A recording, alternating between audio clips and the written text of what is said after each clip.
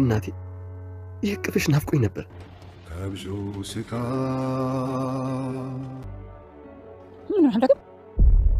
ምንም ይቅርታ። ከብዙ ስቃይ መከራ ውስጥታሽ ይሄ ቀሚስ ይሄ ደግሞ የአበሻ ቀሚስ ከነነጠላ። ቆይ ግን ይሁን የተቸገርኩ ለምንድን ነው ልጅ ስለተፈቱ ደስ ስላለኝ እኮ ነው እናቴ። ማዘርዬ አመሰግናለሁ ልጅ። ምን ማለት ነው?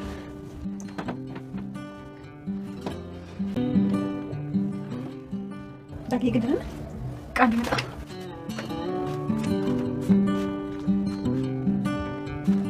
እንዴ? ኬክ ማዘጋጀት ይላል። እንደዚህ ኮልማ ሁሉ ይታሰር። እናቴ ይሄ ሚዲያ ያንን ቸለቀ በጣም ይጠቃ። እንኳን ደህና መጣሽ ማዘርዬ። እንኳን ለቤቱ ታበቃውት።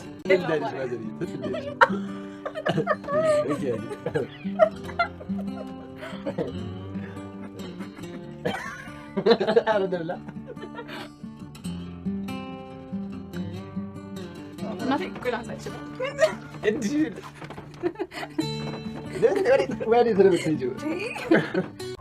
እናቴን አገናኝተኛል። ለአንተስ ምንስ ባደርግልህ? ጎበዝ ልጅ፣ ጥሩ ጭንቅላት አለ። እኔ የምልህ መቼ ነው ግን ገነት እናቴ መሆኗን ያወቅኸው? ከበፊት ጀምሮ አውቅ ነበር። ለነግርህ ጥሩ ጊዜ እየጠበቅኩ ነበር። አሁን ጊዜው ደርሶ ነገርኩ።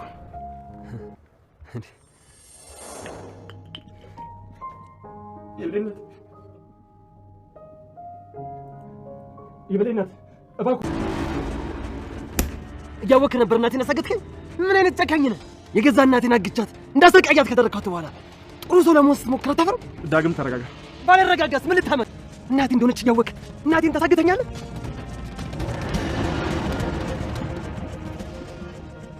አንተ ጨካኝ አረመኔ! እናቴ መሆኗን እያወቅህ ታሳግተኛለህ?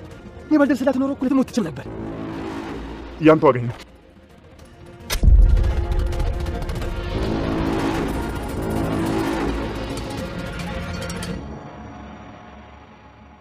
ሳሚ ያልጠበቀው ችግር ገጠመው።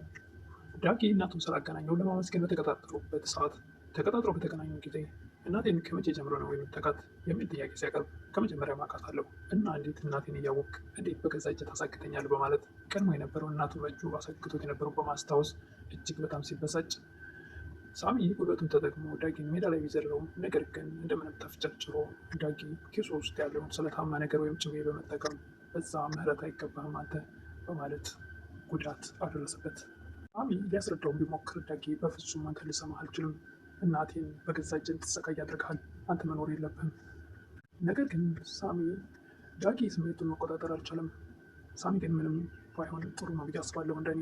ምክንያቱም ተቀጣይ ብሌንን ከእናቷ ሊያገናኛት ተዘጋጅቶ ቆርጦ ወስኖ ነበር።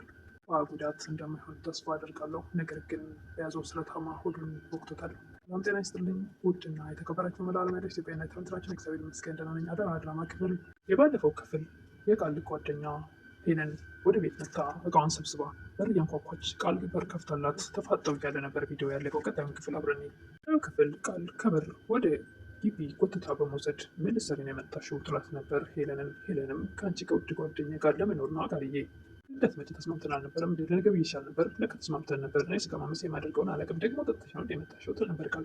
መሄድ አለብሽ ነገ ሰላምና ሳምኝ አስገባሻለሁ እንደምንም ብዬ። እንደውም እንዳታስብ በጭራሽ አልሄድም ጀምሮ ቤት የዚህ ነው ትል ነበር። እባክሽ ተባበሪኝ ሄለን፣ ሰላምን አላሰማንኳትም። ካየችን እኮ ለእኔም ለአንቺም ጥሩ አይደለም። አይመለከተኝም እገባለሁ በማለት ገፍትራት ወደ ቤት ልትገባ ስትል እግሯ ስር ትወድቃለች። እግሯንም አንቃት ትይዛለች። ቃል እባክሽ ተነሺ ትል ነበር ሄለን። እባክሽ ሄሉ ህይወቴን አታበላሽው፣ ነገር ደግሞ እኔንም አንቺንም ይጎዳናል። የእሷ ልጅ ከቀጠልኩ የምትፈልጊውን ነገር ላደርግልሽ እችላለሁ። ስለዚህ እኔን መጥቀም ከፈለግሽ እዚህ ቤት አስገብኝ፣ እኔ የምፈልገው እዚህ ቤት መኖር ነው። እግሯን አንቃ ይዛ ላንቀሳቀስ ብላታለች። ሄለንም እሺ በቃ ልቀቂኝ በማለት ስትለቃት ወደ ቤት ትሮጣለች ለመግባት። ወደ ቤት ልትገባ ስትል ሩጣ ታንቃታለች ሄለንን።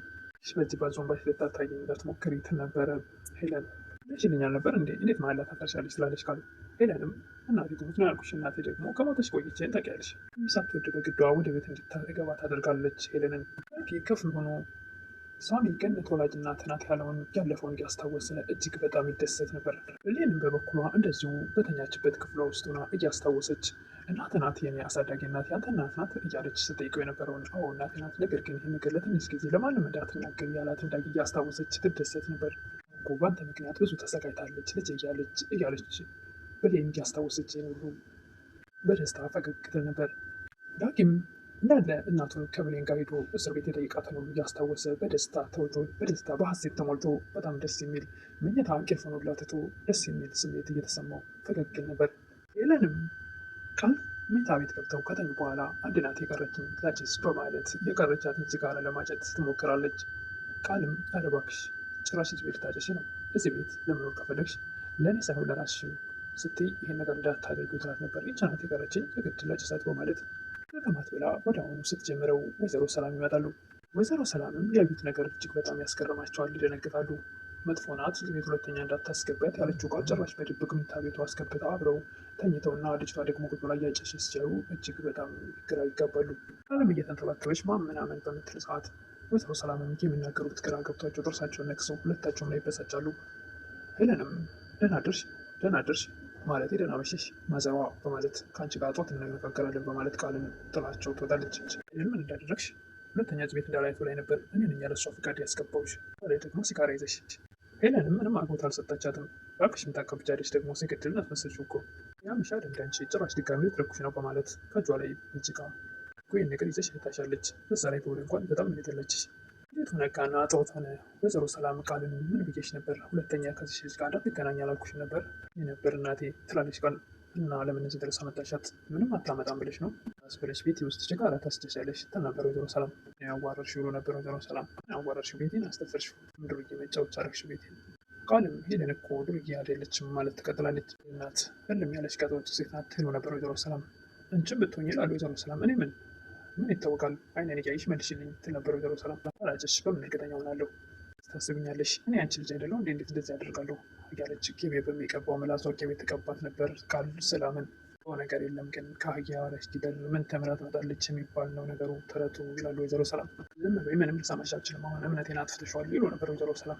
ይላለች ብለሽ ነበር ለካስ ደግሞ ከእሷ ጋር እንደዚህ መኖር እንዲመችሽ ነበር። ምኛለሽ ልወጣ ነው ከዚህ ቤት ስመለስ ላያትም አልፈልግም ክሽ እንድታድርጊ ውጭ ልበላት ነበር። እነዚህ ራት አልባ ጋር ተመጥሰውን አልፈልግም። ዳጊና ብሌንም ወይዘሮ ገነትን ከእስር ቤት ሊፈቱ እዛ በር ላይ ቆማ ይጠብቋቸው ነበር። ቆየች እያለ ዳጊ እናቱ ወጥታ እስኪያቅፋት በጣም ቸኩሏል። ምንም እንኳ በግልጽ ልጅ ነኝ ብሎ መናገር ግራ ቢገባውም አሁን ከሰማ በኃይሉ ይገላቸዋል እንዳትናገር ስላለው ሳሚ ያን ነገር በማሰብ እናቱን በግልጽ እናቴ ብሎ ለማለት ቢከብደውም ነገር ግን አቅፎ ናፍቆት የስንት ዓመት ናፍቆቱን እየተወጣ ይመስላል። እሱ ምንም እንኳ በግልጽ እናቴ ባይልም ወይዘሮ ገነትን ግራ ተጋብተዋል። ልጁ ምን ሆኖ ዛሬ ምንድነው ዳጊ እያሉ ያልገባቸው ነገር ግራ ጋብቷቸዋል። ወይዘሮ ገነት ምንም እናትና ልጅ ተቃቅፈው ስታይ እጅግ በጣም ደስ ብሏት ፈገግታዋ ልዩ ነበር። ወይዘሮ ገነት ግን ግራ ተጋብተዋል። ይሄ ልጅ ዛሬ ምን ሆኗል? ለምንድነው እንደዚህ የሚያቅፉኝ? ወይዘሮ ገነትም ከዳጊ ይልቅ ብሌንን ልጅ ብለው ሲያቅፋት ልጅ ሲሆን ቀን ያወቅሽ ቀን እኔንም እንደ ብሌን ታቅፍኛለሽ የነበር ዳጊ ስስቴን ደስታ ሁሉ ነገር የኮነሽ ደግሞ በቅርቡ ልጅሽ እንደሆነ እነግርሻለሁ የነበር ዳጊ። ቤት ተያይዘው ይሄዳሉ። የሚያስፈልግ ነገር ዝግጅት አዘጋጅተውላቸው ኬኩ ሳይቀር እጅግ በጣም በደስታ ያሳልፉ ነበር። ሶስቱም በሳቅ እንደዚህ እንደ ዛሬ ተደስተን አናውቅም፣ እንደ ዛሬ ስቀን አናውቅም እያሉ ኬኩን እየተቀባቡ እጅግ በጣም ይደሰቱ ነበር። እናቱ ስለተፈታችና እናቱ መሆኗንም ስላወቀ ስለተደሰተ ያበሻ ቀሚሱ ጋቢው የቀረ ነገር የለም፣ ስጦታ በስጦታ እናትየውም እጅግ ተደስተዋል። የአንገት ሐብል ሁሉ አሰረላቸው። ወይዘሮ ገነት ግን ዳጊ እያደረገ ያለው ነገር በጭራሽ አልተረዱትም። ምንም አልገባቸውም፣ ግራም ተጋብተዋል። ምንም እንኳ አብረው ቢደሰቱ ኬኩን እየተቀባቡ በደስታ ቢያሳልፉ ገነትም ሁሉ ነገር አዲስ ሆኖብኛል፣ በተለይ ዳግም ምንድነው የተደበቀ ነገር አለ እስቲ ንገሩኝ ይሉ ነበር ወይዘሮ ገነት። ከፏም ለጦት እኔ እኮ ያንቺ በሚል ሰዓት ብሌን ነገሩን ታስቀይሳለች። ምክንያቱም አሁን መስማት የለባትም ማወቅ የለባትም ማንም ሰው እንዳያውቅ ስለተባለ ሚስጥሩ በሁለቱ እንዲቀር ለማድረግ ብሌን ለሳሚ ደውላ ትልቅ ችግር ተፈጥሯል፣ በኃይሉ ሊፈታ ነው፣ ደግሞ እኛን እንዳደረገ ነው አውቋል ነው በጭራሽ ሊፈታ አይችልም ሊፈረድበት ነው ብለሽኛል ነበር እኔም አልገባኝም ትል ነበረ ቃል። ወይኔ ሳሚ ይሄ እንደሚፈጠር መጀመሪያ ማወቅ ነበረብኝ፣ በኃይሉ እጁ ረጅም ነው፣ በኃይሉ ካገኘን ይገለኛል አይመረኝም ሲት ነው የሚያደርገኝ ትል ነበር። ሰላምን በቃ ብር ተቀበለናት ነጥፋ ትል ነበር። ሳሚ እስከ መቼ እንደሱ ብሎ ነገር የለም፣ እኔ ደግሞ ብሌንን በጭራሽ ጥያት አልጠፋም እኮ ከዳጊ ጋር ያለ ፍቅር ውስጥ ናት ትል ነበረ ቃል።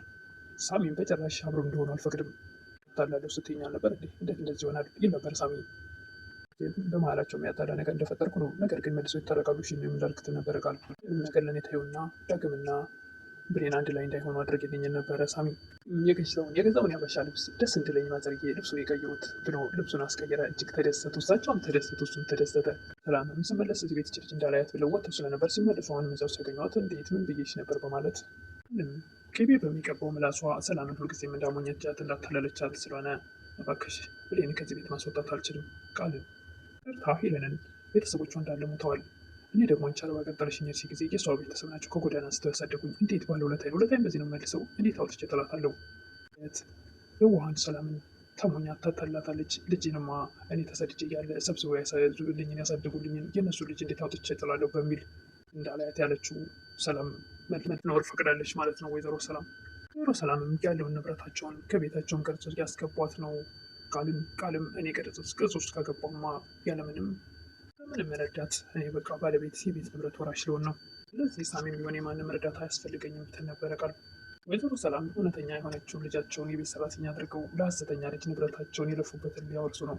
በጣም ያሳዝናል። ሳሚና ዳጊም ተደዋውለው እናቱን ስላገናኘው ሊያመሰግን በተገናኙበት አጋጣሚ ዳጊ እናቴን ከመቼ ጀምሮ ነበር የምታውቃት የሚል ጥያቄ ሲያቀርብ እኔ ከመጀመሪያውም አውቃታለሁ የሚል መልስ ስለሰማ ዳጊ እንዴት እናቴን በገዛ እጅ አሳግተህ እኔ እንዳሰቃያት ልጇ እናቴን ሳሰቃይ እንዴት ዝም ትላለህ? እንዴት አስቻለህ? አንተ አውሬ ነህ፣ መኖር አይገባህም በማለት እንግዲህ በስተመጨረሻ ዳጊ ሳሚን በተማ ነገር ወቅቶታል። የበለጠ የባሰ ጉዳት ባይደርስበት ማለትም ለህይወቱ የሚያሰጋ ጉዳት ባይደርስበት ደስ ይላል። ብሌንንም ተረኛው አንቺ ነሽ እናትሽ ጋር አገናኝሻለሁ እያለ ቀጠሮ ይዞ ነበርና ዳጊም የእናቱን ፍቅር በቅርብ ርቀት እንኳን ቢያንስ በሀሳቡ እናቴን አገኘው ብሎ ተደስቶ ሳይጨርስ ሳሚ ምንም ነገር ባይነካው ሁለቱም ሰላም ብናገኛቸው እያልኩ መልካምነቴን እየገለጽኩኝ የዛሬ ቪዲዮ ይሄን ይመስል ነበረ። እዚህ ላይ ይሰነባበታለሁ ማለት ነው። መልካም ምኞቴ ደግሞ ሳሚ የከፋ ጉዳት ባይደርስበት እላለሁ። ደግሞ ወንጀለኛ ተብሎ እስር ቤት እንዳይወርድ ምኞቴ ነው።